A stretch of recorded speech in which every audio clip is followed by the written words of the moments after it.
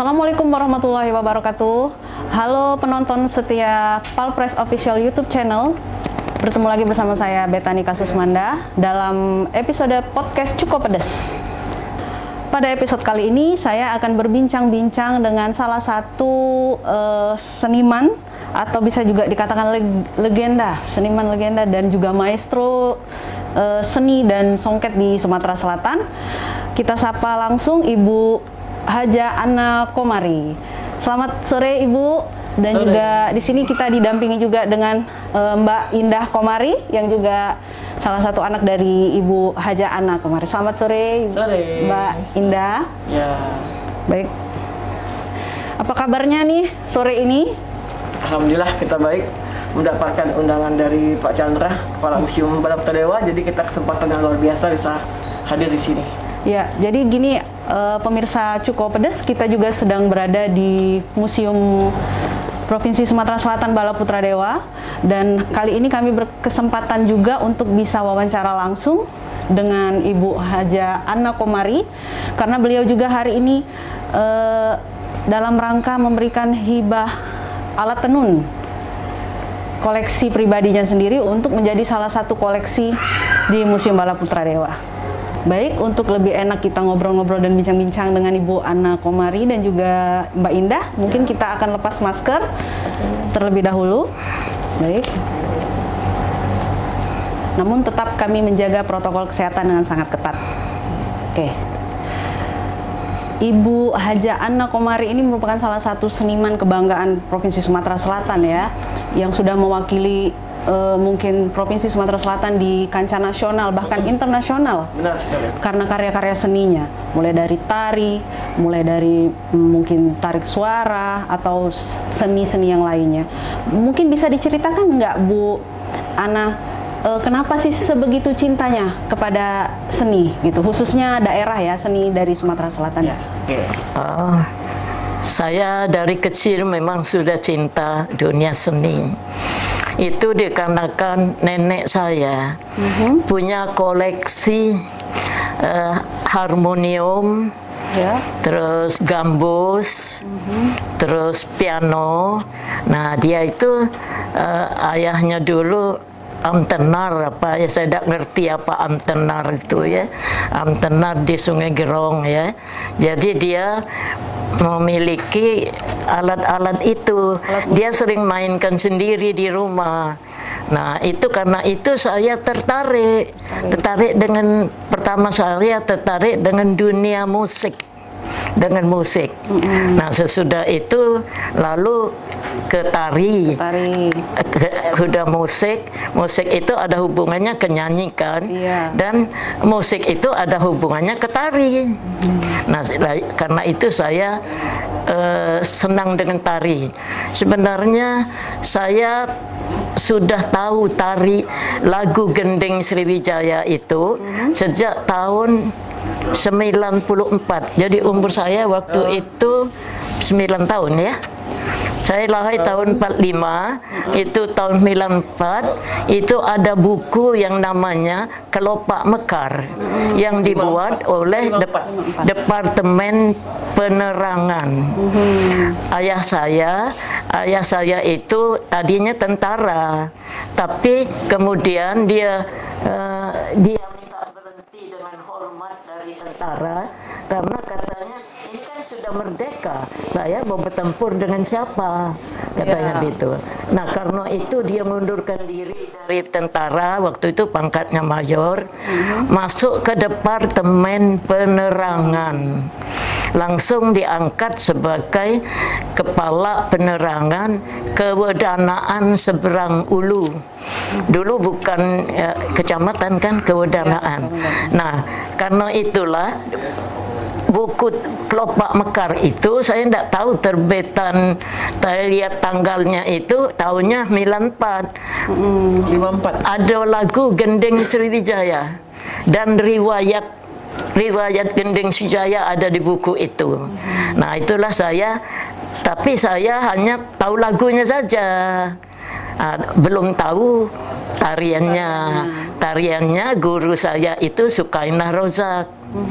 Nah, kalau yang kemudian pada tahun 65 G30S tari gendeng Sriwijaya itu dilarang oleh pemerintah kita, dilarang karena yang menciptakan lagunya adalah Nung Ci Aer. Nung Ci Aer itu adalah ketua PKI Sumatera Selatan. Nah, karena itu dilarang. Nah, pada tahun 65 itu akan kedatangan Panglima Kodam 4 Sriwijaya yang namanya Brigadir Jenderal Ishak Suwarsa. Nah, saya waktu itu sudah jadi pimpinan tim kesenian Inmindam 4 Sriwijaya yang mempunyai 30 anggota, penari, penyanyi, musik, dan pencak silat. Nah, Komandan Inmindam dipanggil oleh Panglima agar menciptakan tarian baru untuk menyambut itu Panglima Kodam yang akan datang. Ya, terus saya langsung dipanggil, diperintahkan. Ini cara tentara, kalau diperintahkan harus dilaksanakan. Nah, waktu itulah disuruhnya nyiptakan tari apa. Ya, saya kepikir kalau tari gending Sriwijaya itu menceritakan kerajaan Sriwijaya pada abad ke-7 Masehi. Nah, saya beralih dari situ, saya ingin menciptakan tentang kejayaan Kesultanan Palembang Darussalam. Nah, itu ya, kan itu pada abad ke-16 Masehi ya. Nah, itulah saya ciptakan. Itu lagunya saya tidak sempat menciptakan lagunya NN, tapi syairnya saya buat. Syair lagu itu saya buat tentang Kesultanan Palembang Darussalam. Nah, itulah sejak itulah yang pertama ditarikan oleh tim kesenian Inmindam 4 Sriwijaya. Tari itulah yang kalau ada tamu, tari tepak keraton. Sampai tahun 67 pemerintah Sumatera Selatan akan gelar kesenian ke Jakarta. Di Hotel Indonesia di Bali Room. Nah, tim kesenian Inmindam inilah yang ikut, dipimpin oleh orang DPR, ketua DPR yang memimpin kesenian. Itu tahun 67 tari tepak keraton. Waktu itu gubernur 67 itu ya, Pak Asnawi Mangku Alam hadir dalam acara itu di Hotel Indonesia di Bali Room. Dia hadir, terus dia bilang kepada pimpinan, dia waktu itu baru calon gubernur, belum gubernur. Terus dia bilang kepada pimpinan kami, kita adakan acara lagi di RRI Studio Jakarta, RRI Studio 5. Kita undang seluruh orang Sumatera Selatan menyaksikan acara itu lagi. Nah, jadi ya saya nurut aja lah, boleh kata saya. Jadi oleh Pak Asnawi Mangku Alam itulah ditunjukkan kepada masyarakat Sumatera Selatan. Waktu itu dia masih calon gubernur. Nah, orang Sumatera Selatan nonton itu, belum pulang dipinta lagi kami nari lagi di Nirwana Hotel Indonesia, nari lagi. Nah, itulah yang pertama keluar kota. Ya, jadi Ibu Haja Anna Komari ini adalah dulunya memimpin kesenian di Imindam, yaitu Induk Administrasi Angkatan Darat pada waktu itu. Dari sinilah muncul cikal bakal tari tepak keraton. Ya, mungkin tidak banyak yang tahu tari tepak keraton ini apa perbedaannya dengan tari gending Sriwijaya. Jadi sedikit cerita, pada tahun 1965 itu tari gending Sriwijaya itu dilarang untuk ditampilkan karena pencipta lagunya disinyalir adalah salah satu anggota dari PKI. Maka dari itu, ibu yang pada waktu itu sebagai pimpinan kesenian di Imindam mendapat kesempatan untuk menciptakan tarian baru yang tujuan dan fungsinya sama, yaitu untuk tari sambut. untuk penyambutan. Baik, kita langsung tanya ke Ibu Anna Komari, dari mana nih munculnya ide untuk melahirkan tari tepak keraton? Mungkin ada kendalanya, atau mungkin bisa dijelaskan juga secara singkat bagaimana perbedaan antara tari tepak keraton dan tari gending Sriwijaya. Silakan, Bu. Ya, tentang tari tepak keraton. Tentang tari tepak keraton itu saya karena perintah ya, perintah, jadi kebenaran Allah memberikan ilham kepada saya. Jadi kalau tari gending Sriwijaya itu menciptakan kerajaan zaman abad ke-7 Masehi tentang kerajaan Sriwijaya. Jadi saya ingin yang lain, ingin kota Palembang. Jadi Kesultanan Palembang Darussalam. Jadi waktu kemegahan kemakmuran dari Palembang Darussalam itu saya ciptakan tidak lama, pokoknya hanya 1 jam kalau gitu ya. Pokoknya hari ini diperintahkan, besok sudah saya ajarkan kepada anggota Imindam 4 Sriwijaya tadi. Nah, lagunya itu ya saya ciptakan juga. Lagunya sebenarnya NN yang ciptakan, namanya 6 Saudara. Bukan ciptaan saya. Ya. Ada yang ngomong ciptaan saya, tidak. Saya tidak pernah menciptakan ini. Syairnya saya yang menciptakan. Syairnya tentang Kesultanan Palembang Darussalam. Ya. Mau saya nyanyikan dikit? Boleh, Bu. Saya mau mendengar nih. Tapi itu kan sudah setengah abad yang lalu. Kalau lupa maaf aja ya. Tidak apa-apa, Bu. Selamat datang tamu tercinta di Palembang Darussalam. Selamat tiba kami aturkan kepada Tuhan. Awal mula kami berperi riwayat Palembang Bari. Selamat datang kami aturi raja berbudi. Benteng Kuto Gawang di Palembang Lamo, keraton yang tua. 1000 kenangan menjelma yang takkan terlupa. Benteng Kuto Besar, keraton baru di zaman dahulu. Taman Sarinya yang indah, harum mawar melati. Kembang dadar pendekar putri, lemah gemulai menari, tuh menyambut raja berbudi, pelindung negeri.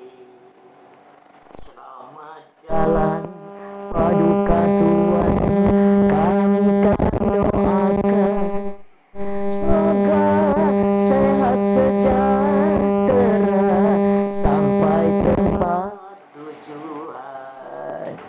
Jadi lagu itu jadi ada silatnya. Waktu kembang dadar pendekar putri itu silat yang perempuan, jadi penarinya semua perempuan, megang payung, megang tombak, semua perempuan. Nah itu silat Palembang, silat yang keturunan Sultan Mahmud Baradudin II. Kebenaran saya juga bisa silat seperti itu ya. Nah terus bedanya tari gending itu ya, kalau tari tepak keraton pakai mengucapkan selamat jalan sesudah dia diterima datang, ucapkan selamat jalan, semoga sejahtera sampai ke tempat tujuan. Nah, itu lagu itu.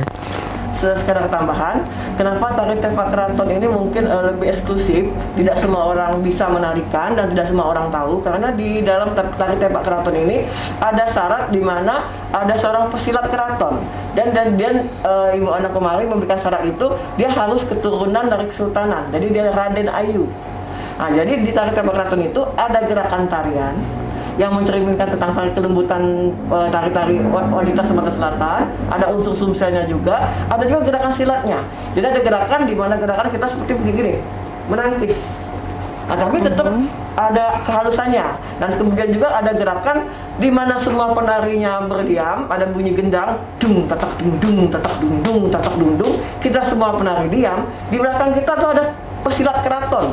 Dan itu hanya tari kita eksklusif tadi, hanya orang keraton yang bisa menarikan pencak silat tersebut. Dan penarinya juga semuanya wanita, karena mama kepengennya tentang mengangkat kejayaan Kesultanan Palembang Darussalam. Semua penari harus wanita, yang megang tombak, megang payung, semuanya wanita, termasuk pesilatnya.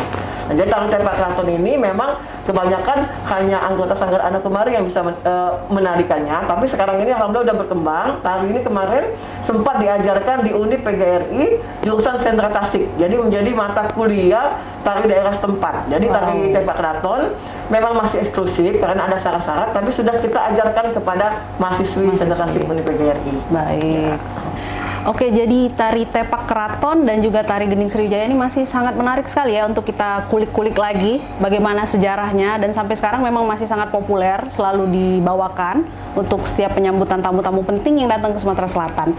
Nah, jadi setelah tari tepak keraton dibawakan pada waktu itu, di tahun-tahun berikutnya tari gending Sriwijaya ini kembali diizinkan untuk ditampilkan, dan itu ternyata ada peran penting dari Ibu Haja Ana Komari sendiri. Nanti mungkin kita dengarkan cerita dari Ibu Ana Komari. Waktu itu ya, dari tahun 66 sampai 68 selalu tari tepak keraton walaupun ke luar negeri. Tapi saya pikir itu coba-coba diungkit kembali tari gending ya. Terus kita diadakan rapat di kantor, saya lupa kantor apa ya. Saya dipanggil untuk rapat, ditanyakan bagaimana pendapat kamu tentang tari gending saya. Nah, saya kan sebagai pencipta tari tepak keraton, saya tidak saya ingin tari itu dihidupkan kembali. Jadi saya tidak akan monopoli ya. Tari itu tari lama harus dihidupkan kembali. Jadi kata saya itu sebenarnya tahun penciptakan tari gending Sriwijaya Nung Ciaer itu, kata saya, sebelum dia PKI. Ya, teman ayah saya dia belum PKI, rumahnya pun saya tahu di sebelah Ulu ya. Nah, itu kata saya itu dengan istrinya pertama. Nah, sudah tahun 65-an dia beristri Gerwani. Karena itu dia masuk PKI. Jadi tidak ada hubungannya ke tari lagu gending Sriwijaya. Dulu dia belum PKI. Nah, setelah dia PKI, nah itu baru di stop. Alangkah baiknya menurut saya kita hidupkan kembali. Jadi ada dua jenis tari. Satu menceritakan kerajaan Sriwijaya, satu tentang Kesultanan Palembang. Yang mana yang cocok? Ya enggak?